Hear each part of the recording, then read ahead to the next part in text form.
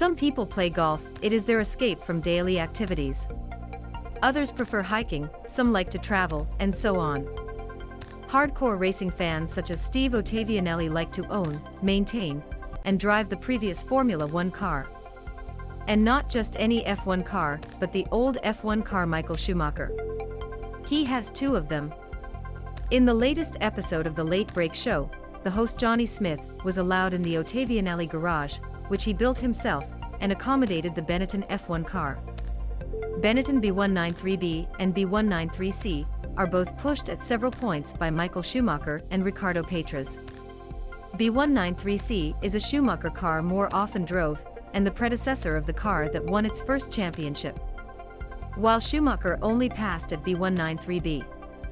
Ottavianelli has had B193B for 18 years, but not only ornaments. Not only in his garage to be exhibited to friends. Fans not only drove it, but he also carefully defended it.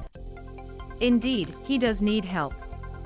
The F1 car requires a team of people to run, especially because the B193B is one of the first Formula One cars that has a sophisticated traction control system, flaft-peace gearbox, and sophisticated driver aids. Another F1 car in the Ottavianelli garage is B193C, but it is not in the initial form for video. Currently undergoing some work and losing many of its vital components. However, dismantled, allowing Ottavianelli to show Smith some of his inner work, and very interesting to see. In the video, Ottavianelli started B193B for Smith, who needed two people. Ottavianelli is on a laptop while his son uses an external starter motorbike, given that the F1 engine does not have an internal starter owned by a production car. After being excited, the Ford V8 was sucked naturally so hard that they all needed ear protection, and it was idle. I can only imagine the type of soundtrack deafening he made during a full chat from inside the cockpit.